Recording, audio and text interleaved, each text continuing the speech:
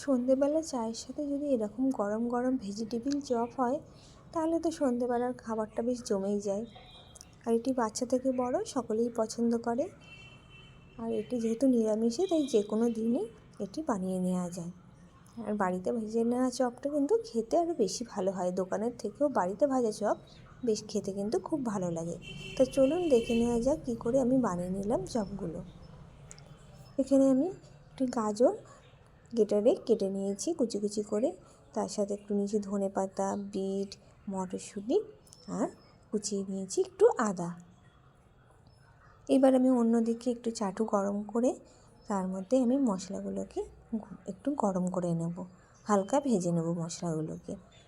জিরে, ধনে, শুকনো লঙ্কা আর একটু এলাচ, দারচিনি সবগুলো একটু ভালো করে একটু গরম হয়ে গেলে একটু নাড়াচাড়া করে এবার আমি এগুলোকে নামিয়ে নেব।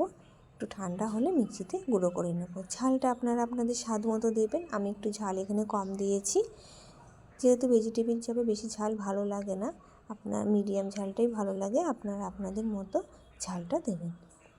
আর একটু নুন দিয়ে ওটাকে আমি কিন্তু গুঁড়ো করে নিয়েছিলাম।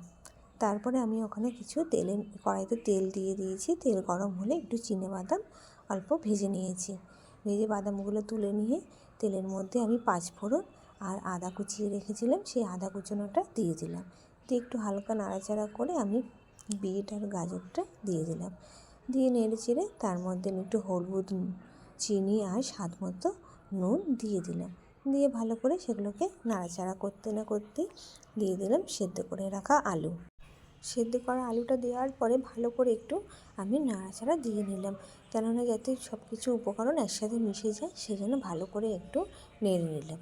তারপরে দিয়ে দিলাম মটরশুঁটি দেওয়ার পরে আমি আবারও একটু নেড়ে নেব সব কিছু, যাতে মটরশুঁটিটাও একটু ভাজা ভাজা হয়ে যায়। এরপরে সেই ভেজে রাখা বাদাম আর ধনেপাতা দিয়ে দিলাম। দিয়ে আবারও এগুলোকে একটু ভালো করে নেড়ে নিলাম। দেখুন দেখতে কত সুন্দর হয়েছে। বাড়িতে বানালে কিন্তু খেতে কিন্তু খুব ভালো হয় আর দেখতেও কিন্তু ভীষণ ভালো লাগে। এবার আমি উপর থেকে ছড়িয়ে দিলাম সেই ভেজে রাখা আমার মশলা, দিয়ে পুরো উপকরণটা ভালো করে মিশিয়ে নামিয়ে নিলাম। দেখুন দেখতে খুব ভালো হয়েছে, বেশ কালারফুল লাগছে, বিটের কালারটা পুরো লাল হয়ে গেছে। এবার আমি এগুলোকে লম্বা লম্বা শেপে করে নিয়েছি।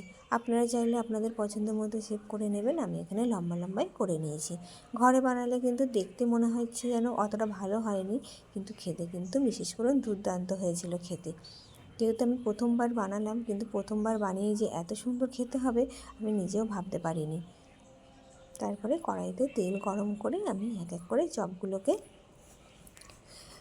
ভেজে নিচ্ছি। আমি একটু বেসন আর একটু কর্নফ্লাওয়ার তার মধ্যে নুন হলুদ দিয়ে গুলিয়ে নিয়েছি। তার মধ্যে চপগুলোকে আমি এক এক করে ডুবিয়ে নিয়ে আমি একটু বিস্কুটের গুঁড়োর মধ্যে ওটাকে মাখিয়ে চপগুলোকে আমি কড়ার মধ্যে ছেড়ে দিলাম।